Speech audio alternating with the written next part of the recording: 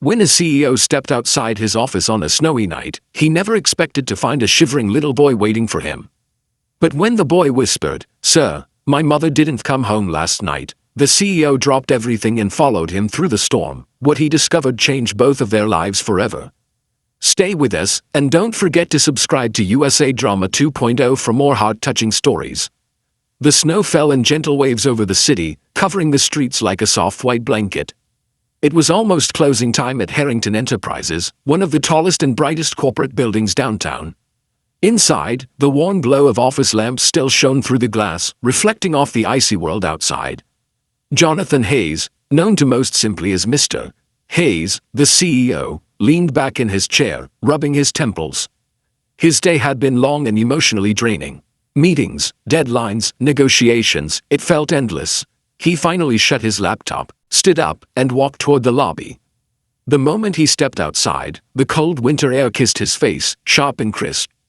Snowflakes clung to his dark coat as he adjusted his scarf and prepared for the short walk to his car. But then, he saw movement near the railing. A small shape, a child, standing alone in the snow. Jonathan frowned, stepping closer. There he was, a little boy no older than 7 or 8, shivering in a bright red jacket far too thin for the cold. He held a snow-dusted duffel bag at his side, and his breath fogged the air as he looked up with wide, anxious eyes. Jonathan crouched down gently. "Hey, buddy," he said softly. "Are you okay? Where are your parents?" The boy took a shaky breath. "Sir," he whispered, "my mother didn't come home last night."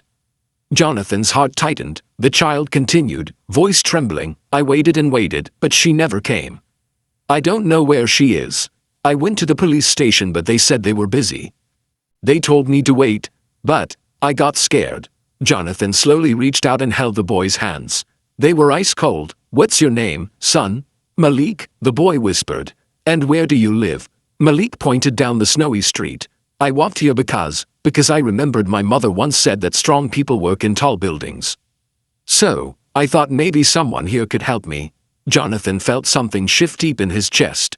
This boy had walked through the snow, all alone, seeking help from a stranger. He squeezed Malik's small hands. "You did the right thing coming here," Jonathan said gently. "And I promise, I won't leave you alone. Let's go find your mother." Together, Malik's eyes filled with relief. The city lights looked dim as the two walked through the falling snow. Jonathan stayed close, shielding Malik with his coat whenever the wind grew too strong. "Malik," Jonathan asked carefully, "what does your mother do?" "She works at a bakery," Malik answered, his voice faint. "Sometimes late, but she always comes home." "Always," Jonathan nodded. "Did she say anything unusual yesterday?" "No, sir. She kissed me goodnight and said she'd see me in the morning." "But she didn't." Malik stopped walking and quietly wiped his eyes.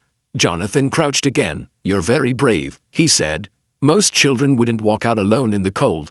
I'm proud of you." Malik looked up, surprised. No one had ever told him that before. They resumed walking, following Malik's memory of the route home. The snow thickened, the wind howled, but Jonathan didn't waver. Malik's apartment was a small place on the far end of the neighborhood, a modest brown building with flickering lights in the hallway. Jonathan immediately noticed one thing. The front door was slightly open. "Did you leave it like this?" Jonathan asked. Malik shook his head hard. "No, sir. My mom always locks it." "Always?" Jonathan gently pushed the door open. The apartment was quiet, too quiet. Inside, everything looked normal, except for one thing. A chair lay on its side near the kitchen counter, as though someone had knocked it over in a hurry. Jonathan scanned the room carefully. "Malik, stay close to me," he whispered. The boy nodded. They examined the apartment. No mess, no chaos, just subtle signs that something wasn't right. Malik pointed at the counter. "That's her phone," he whispered. "She never leaves without it." Jonathan's heart sank. This wasn't just a delayed shift at work. Something unexpected had taken place. Jonathan decided they needed more answers. "Malik," he said, "take me to the bakery where your mother works." It was a 15-minute walk through the heavy snow. When they arrived, the shop was dark except for a soft light glowing from the back room. Jonathan knocked on the door. After a moment, an older woman opened it, her eyes going wide when she saw Malik. "Malik, oh dear, what are you doing out here so late?" "Mrs. Porter," Malik whispered, "my mom didn't come home." The woman's face fell. "Oh honey, she whispered. She never showed up for her morning shift either. We tried calling, but her phone was off. Jonathan spoke calmly. Ma'am, did she mention anything? Any place she planned to go? The woman shook her head. She said she'd pick up Malik early today. That's all. Jonathan frowned. This was clearly not a simple situation.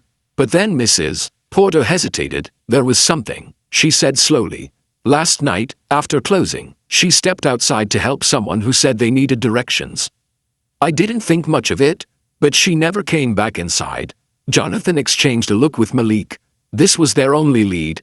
They stepped outside the bakery. The snow had mostly covered the ground, but faint impressions of footprints could still be seen leading toward a narrow alley behind the shop. Jonathan took a slow breath. Malik, stay behind me. Yes, sir. The alley was dimly lit by a single flickering street lamp. It was quiet except for the soft crunch of snow beneath their boots. Then Jonathan noticed something. A scarf. Malik gasped. That's my mom's scarf. The fabric was half buried under snow but unmistakably hers. Jonathan picked it up, brushing the snow off carefully. She was definitely here, he said, and not long before the snow covered everything. Malik's lip trembled. Sir, is she okay? Jonathan placed both hands on Malik's shoulders. We're going to find her. I promise you. Jonathan pulled out his phone and called his head of security. Evan, I need your help. Bring 2 team members to Baker Street, behind the Fresh Rise Bakery.